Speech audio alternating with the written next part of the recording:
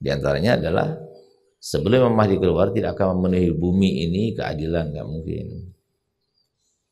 Karena apa? Nabi SAW mengatakan Mahdi ini akan memenuhi bumi dengan keadilan dan kebaikan sebagaimana sebelumnya dipenuhi dengan kezaliman dan keburukan. Nah, gitu. Setelah nyata benar kezaliman dan keburukan merajalela di mana-mana, baru nanti akan muncul Imam Mahdi. Sebelum itu terjadi, nggak bakal terjadi. Imam Mahdi akan ada. Gitu. Sebagaimana apapun yang diajarkan oleh Nabi terkait dengan apapun juga, baik itu secara individu, secara sosial, ya, terkait dengan ekonomi kita, terkait dengan sosial kita, terkait dengan kesehatan kita, semua itu benar. Gitu.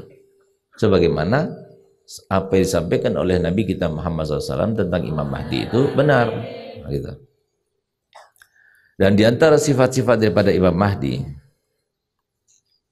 beliau adalah salah satu daripada para wali Allah yang mengumpulkan antara wilayah dhahirah dan wilayah batinah. Wilayah itu kekuasaan.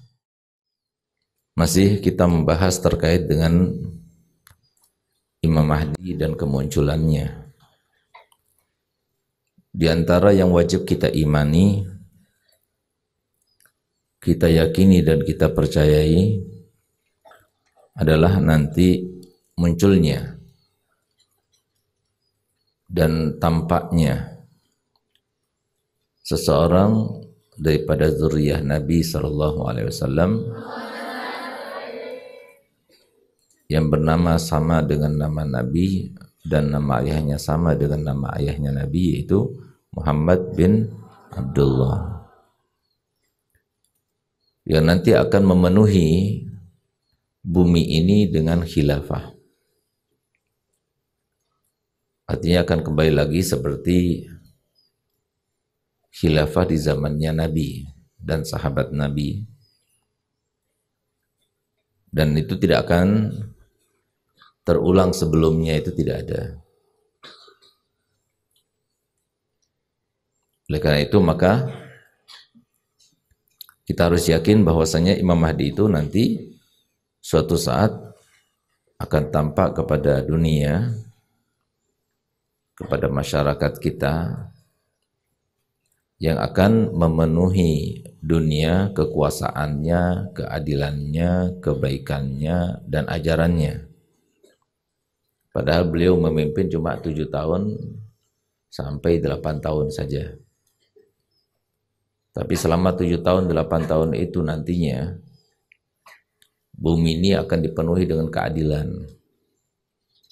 Sehingga turun keberkahan dari atas langit, turun juga keberkahan dari dalam bumi. Sehingga pada saat itu adalah binatang ternak yang terbanyak yang pernah terjadi di saat itu. Buah-buahan yang paling banyak di saat itu. Keberkahan terjadi di mana-mana. Karena berkat sebuah keadilan dan kebaikan yang diterapkan di muka bumi.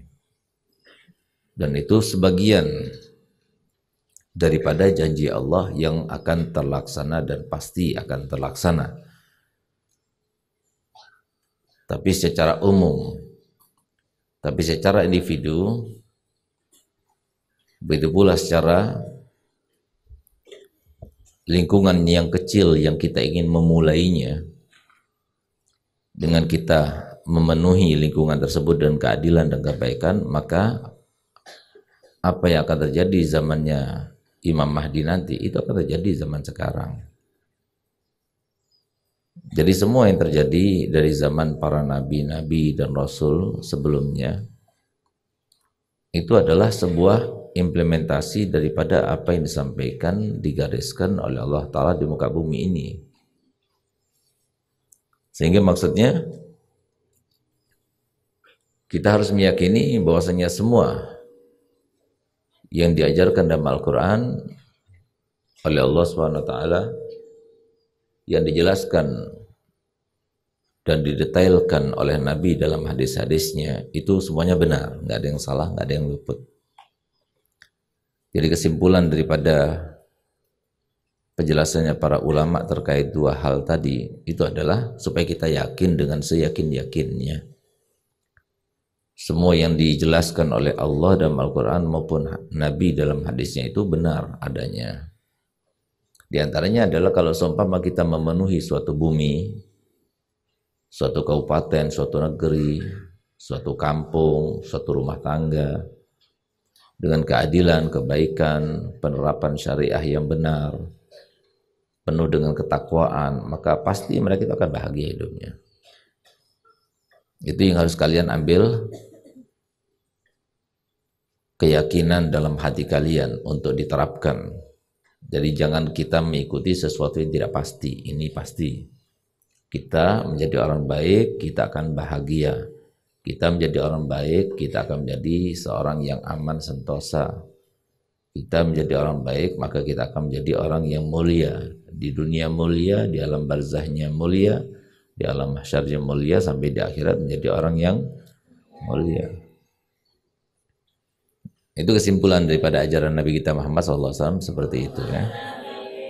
Dan yang demikian itu ditunjang dan berlandaskan kepada sebuah ayat yang bunyi man amila salihan min zakarin aw unsa wa huwa mu'minun falanuhyiyannahu hayatan thayyibah. Tapi di situ individu. Allah Ta'ala menggambarkan di situ perorangan, man amila, siapa-siapa. Tapi bisa jadi secara majmu'. Kapan secara majmu' terlaksana? Nggak mungkin terlaksana sebelum Imam Mahdi keluar. Tapi secara individu mungkin. Bisakah kamu itu menjadi seorang istri dari seorang suami dan anak-anak yang soleh dan solihah? Bisa. Bagaimana cara memulainya? Dari kamu.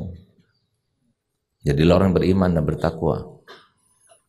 Itu artinya man amila solihan min zakarin aw unsa. Baik laki maupun perempuan. Jadi kita yang harus memulai. Kita harus yang menerapkan. Kita harus yang mengerjakan dulu.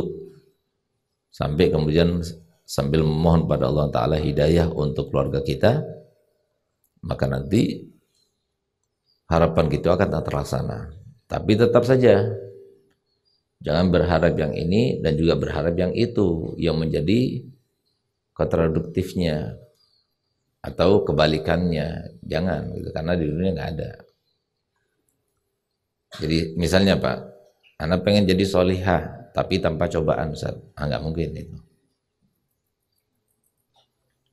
Yang mungkin itu adalah kamu itu menjadi solihah dengan cobaan yang banyak, tapi kamu menjalaninya itu nikmat, nyaman.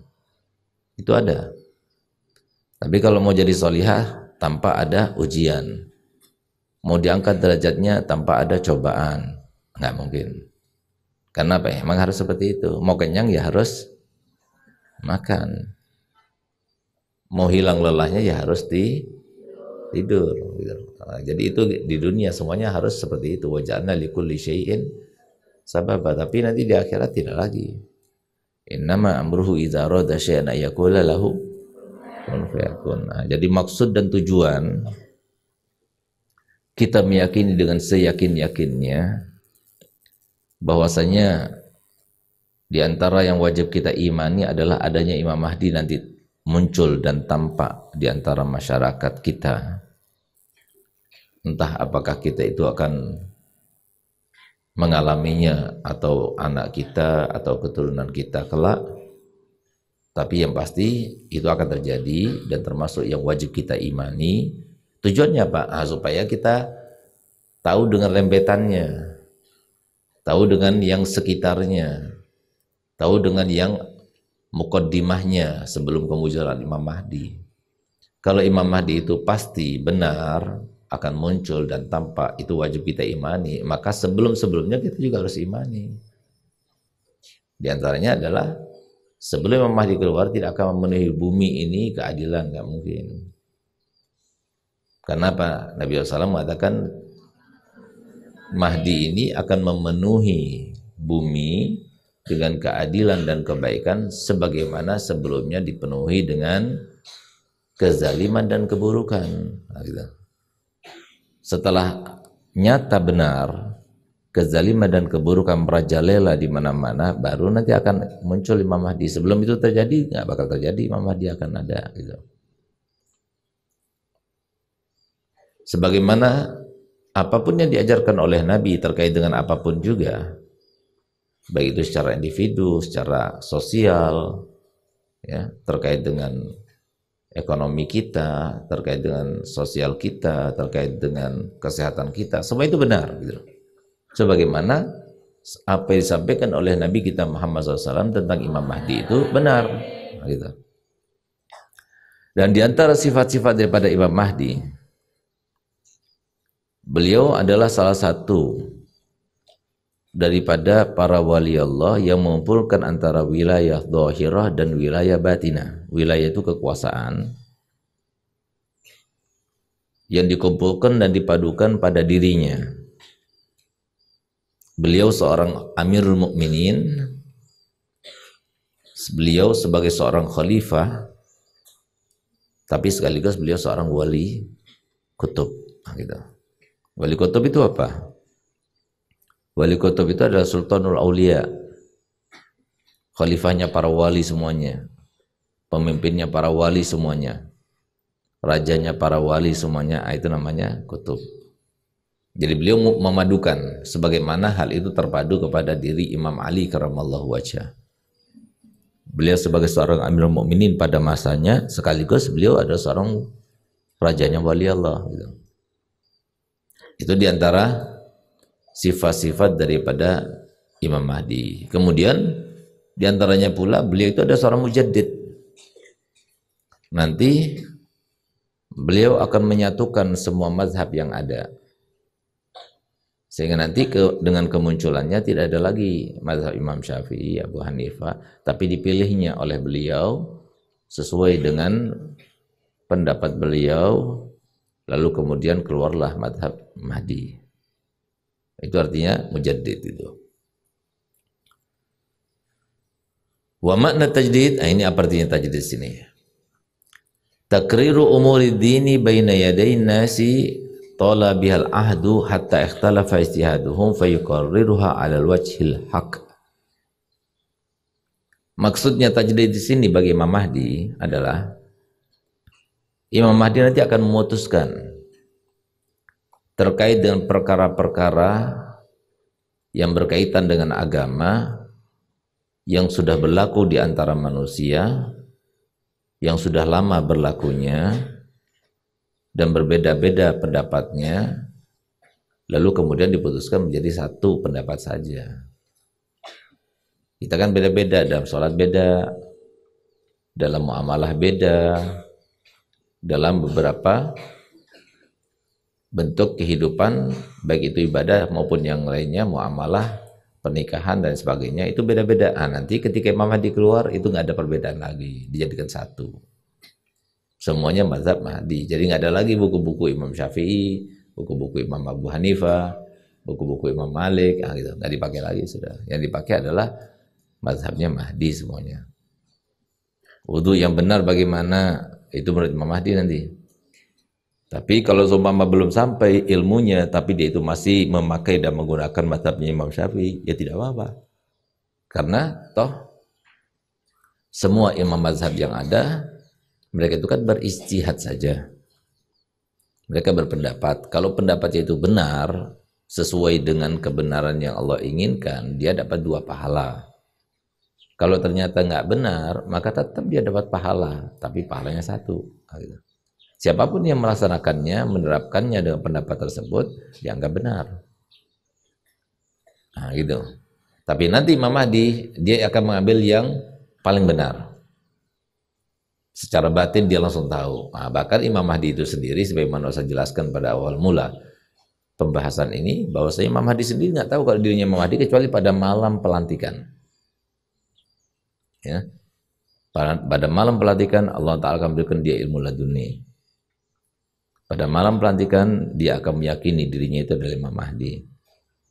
Sehingga pada hari itu nanti kemudian dia dibaiat untuk menjadi seorang khalifah. Gitu.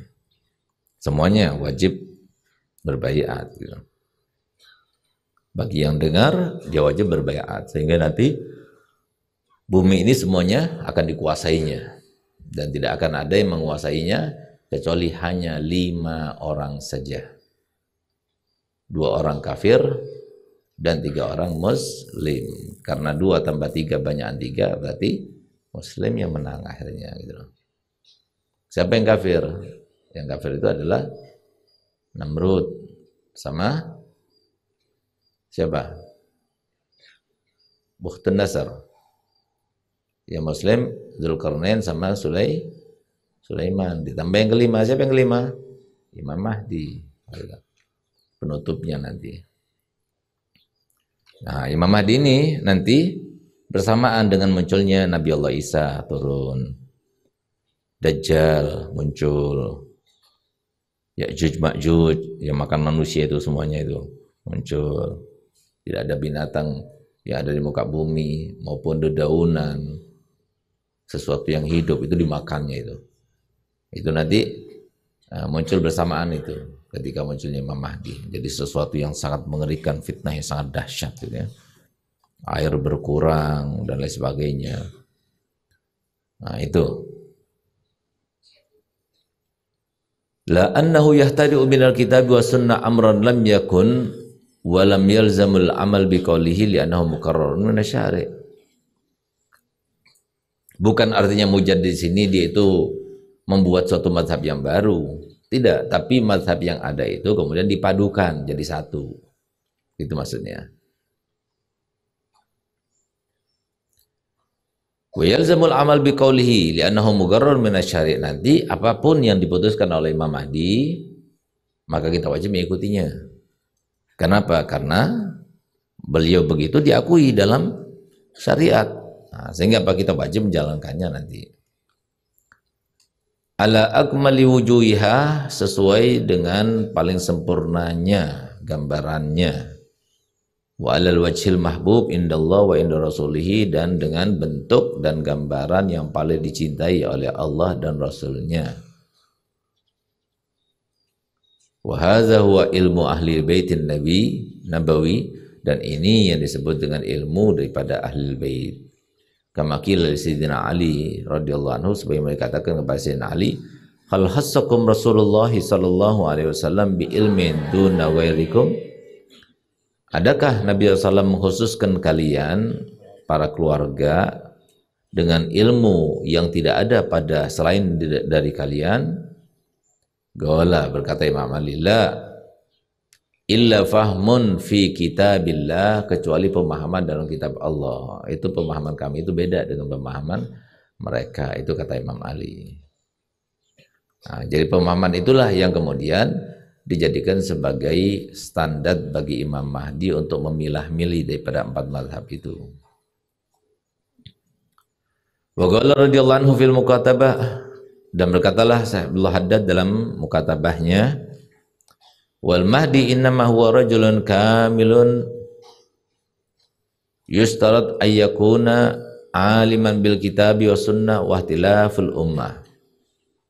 Dan Imam Mahdi itu adalah seseorang yang sempurna, ya, seseorang yang dianggap sempurna.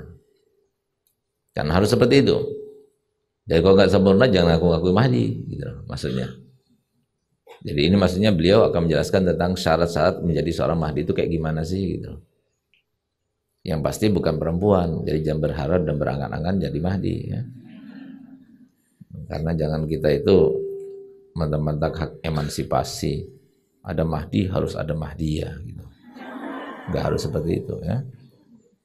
Kalau lihat bahwasanya Imam Mahdi itu nanti pasti ada, dan Imam Mahdi nanti bakal kawin, sama seperti Nabi Isa akan turun, dan Nabi Isa nanti suatu waktu akan kawin dengan umatnya Nabi, kemudian Nabi Isa akan meninggal dan dikuburkan di sampingnya makamnya Nabi SAW. Nah, itu sesuatu yang kita imani dengan cara sam'iyat, ya. Karena kita sudah pernah mendengarnya dari Nabi SAW. Ayakunna aliman bil kitab wa sunnah, dia itu seorang yang alim dalam kitab dan sunnah. Waqtilafil ummah, dan dia tahu dengan perbedaan pendapat di antara umat. Mazhab Syafi'i dia menguasai, mazhab Maliki dia menguasai, mazhab Abi Hanifah dia menguasai, mazhab Ahmad bin Hanbal dia menguasai, lalu dipilihlah yang menurut dia yang benar. Lalu kemudian itulah yang kita terapkan dalam keseharian kita. Walahu qudratun tamma 'alal hurub. Nah, dia ahli dalam strategi perang. Tapi jumlah tentaranya cuma 124.000, tapi semuanya wali Allah. Nah, kalau sudah wali Allah kan nggak perlu strategi lagi. Tinggal mohon saja, tinggal berkehendak saja. Lahumul busyra fil hayati dunya wa fil akhirah. Itu para wali itu.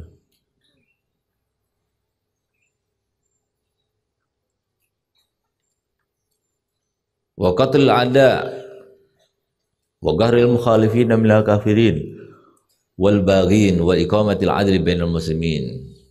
Dan dia mempunyai kekuasaan, mempunyai kemampuan yang hebat di dalam memerangi para musuh dan menggertak mereka-mereka yang membangkang daripada orang kafir, dan mereka yang akan melakukan sebuah perlawanan bagi pemberontak. Wa iqamatil adli bainal muslimin, dan dia menerapkan keadilan dan menyeluruhkannya kepada seluruh kaum muslimin. Wa nusratul madlumin, dan dia itu membantu mereka-mereka yang dizalimi dan dikembalikan haknya serta diambil paksa haknya itu dari orang-orang yang zalim. Wa isalil huquq ila mustahiqiha minaz zakawati wal fai'i wal ghanimati wa qismati zalika bisawiyah bainal mujahidin wa du'afa wal masakin wa ghairi dzalik minasy syara'id allati yuqarru lahu ahlul haqqi wad dini wal ulama wassalihin wa wujuhul muslimin. Begitu pula di antara syaratnya menjadi Imam Mahdi itu, dia nanti akan menyampaikan semua hak kepada yang berhak untuk mendapatkannya, baik itu dari harta zakat, harta fai, harta ghanimah. Apa beda antara fai sama ghanimah? Ghanimah itu yang didapatkan dari orang kafir dengan peperangan. Kalau fai yang didapatkan dari mereka tanpa peperangan, itu fai. Wa qismati dzalik, cara membagikannya bisawiyah, dengan sama rata, bainal mujahidin, di antara mereka yang mujahid fisabilillah, para tentara-tentara kaum muslimin.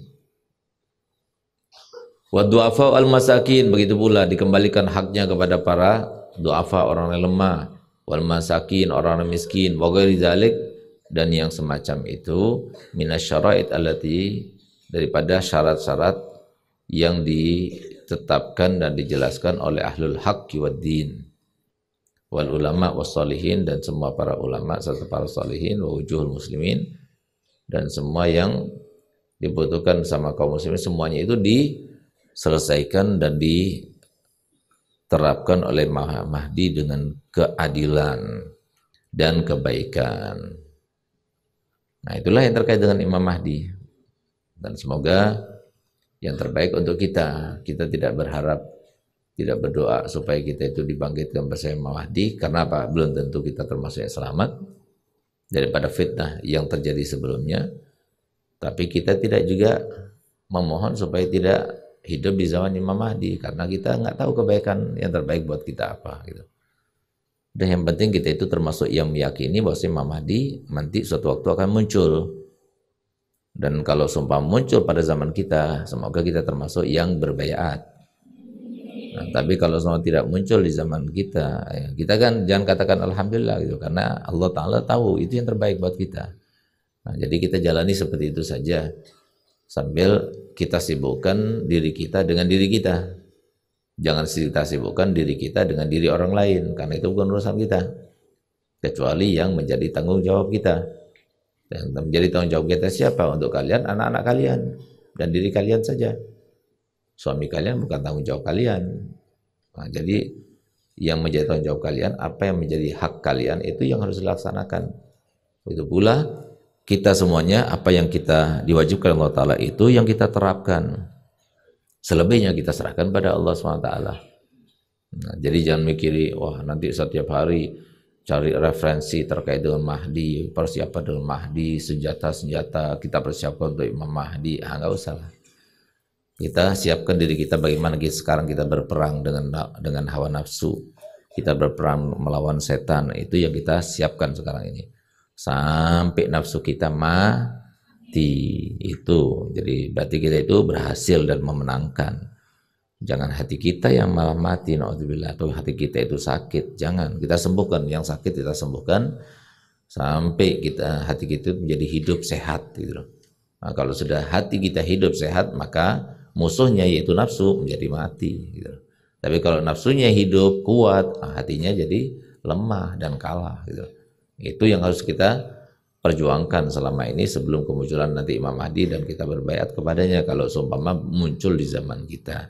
Kita mohon pada Allah Ta'ala semoga kita termasuk yang selalu diberikan oleh Allah Ta'ala hidayah, riayah, inayah, dan semoga kita semuanya termasuk yang diberikan Allah Ta'ala kekuatan iman, kekuatan takwa, kekuatan taat, dan semoga kita dan keturunan kita semuanya termasuk yang meninggal dunia setelah umur panjang, sehat walafiat, dalam keadaan husnul khatimah. Ala hadhihi niyatin salihah wa la manawsa al-Fatihah.